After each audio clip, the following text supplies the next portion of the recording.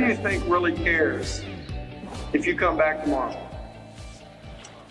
Who do you think really cares if you're in that store, or if you're in that region, or if you're in the corporate office, or you're in the distribution center, or you're out on the road doing what you do? Who does it really matter to? I mean, does it matter to some of the customers, some of the guests that come into your store? Because you make such a huge difference in your store, they would notice if you're not there. Would your guests care if you weren't there? Would some of your team members feel a difference if you weren't the one who was leading them? Would some of your vendors even think about the fact that you're not the one who's on the other end of the phone, or you're not the one who they're having to sign off with, or you're not the one that they're negotiating with? Because you're fair, even if you're tough. Would your boss care if you came back tomorrow night? If you came in with a letter of resignation because you won the lottery and you weren't going to have to come back again, would your boss care? Not because they've got an empty seat to fill, but because you'd be so hard to replace. I mean, I just want you to think about who really cares if you come back tomorrow. Have you ever thought about who really cares if you and your team do what you do? When you think about it, coworkers, customers, competitors, even vendors are influenced by your team members every single day, and they're constantly trying to decide whether they want to keep doing business with you or not. I appreciate you taking a minute to watch this and to kind of catch a glimpse of who I am and what I do. I'm Randy Anderson, co-founder of E3 Professional Trainers. Since founding E3 in 2005, I've had the opportunity to work with businesses of all shapes and sizes and in almost every industry. I provide customized training, keynote presentations, and personal coaching to help people become more productive and to help the companies that they work for to be more profitable.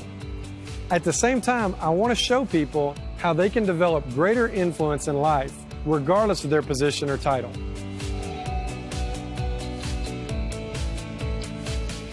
We kind of kept talking a little bit, and then I started to get the impression he was fixing to say no to me.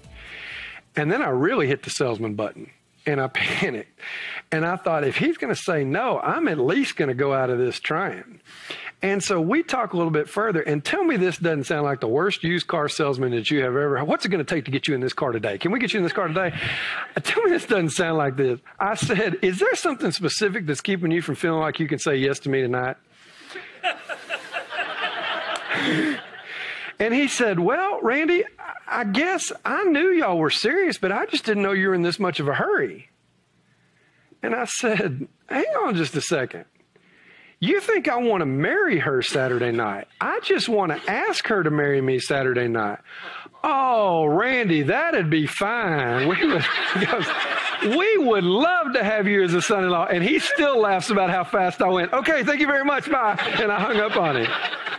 I had been as plain as day. I want to ask your daughter to marry me Saturday night. What did he hear? Marry your daughter Saturday night, right?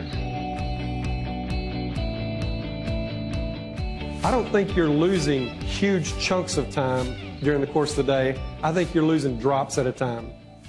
And I think that's what makes it so hard to get better, is you've already fixed all the big, easy, stupid stuff.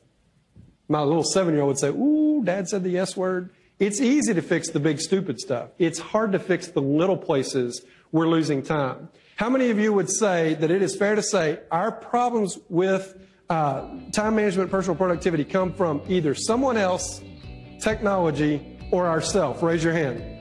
I got bad news. None of the three of them are going away.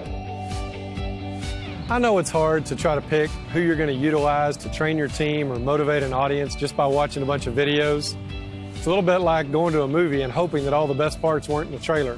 So let me give you a few more things to think about as you consider whether I may be a good fit for your team or your event. I have 3 goals when I'm in front of an audience. First one is I want to engage them.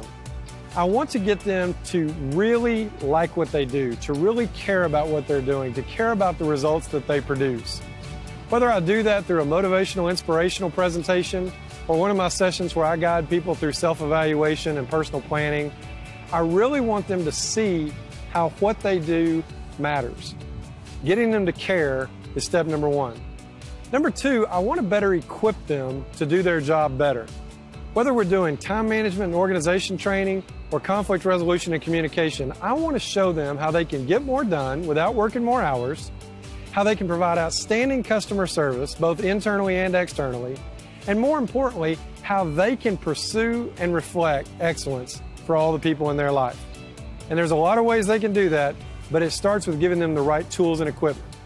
And goal number 3, I want them to leave feeling empowered.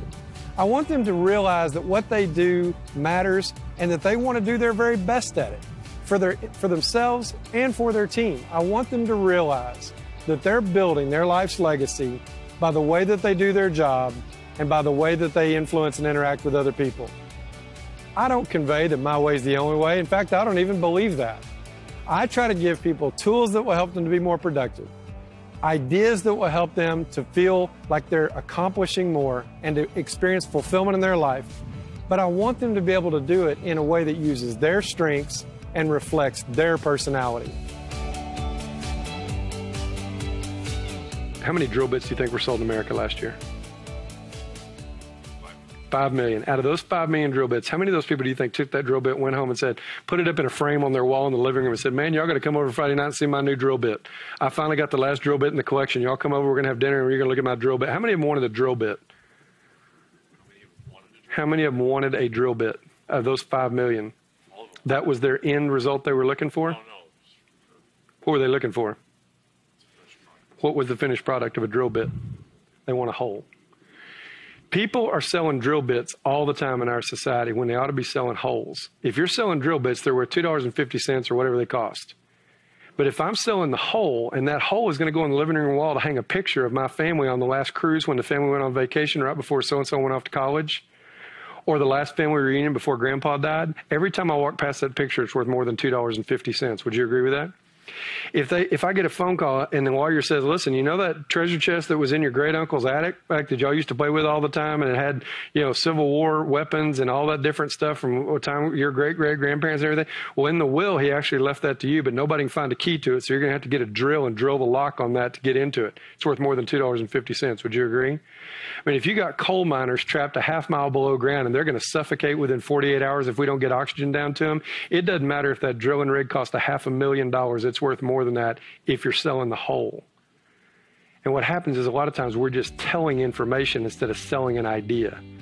You got to become a seller of ideas if you're going to really become a great communicator. Could your team and organization benefit from your people being more engaged in their work, being better equipped to do their job, and feeling empowered to live life like it matters and like what they're doing at work really does make a difference? I appreciate you watching this today. I hope it's given you an opportunity to kind of catch a glimpse of my style and my effectiveness. I'd love to talk with you about your team's goals, your challenges, and your strategy for helping your people grow and develop over the coming year. So please feel free to reach out. Thanks very much.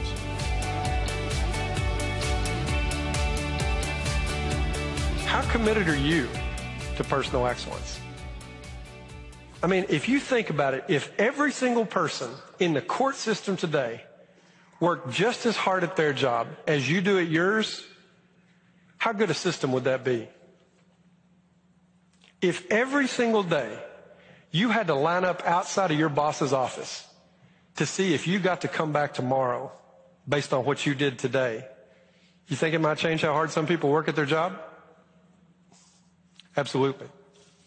But we get lulled into all the changes. We get lulled into all the budget cuts. We get lulled into running faster than the person next to us, or I can't be as fast as the person on the other side. And we miss the mark of what's our best. And I want you to think about, is tomorrow an opportunity for you to do what you do well, for you to leave a mark of excellence and put a footprint in the lives of people, whether they're defendants or whether they're coworkers or whether they're attorneys or whether they're judges or whether they're the general public, the taxpayers who have prepaid for you? Or is it just one step closer to retirement? You know, the footprint you leave is going to be dependent on the life that you live.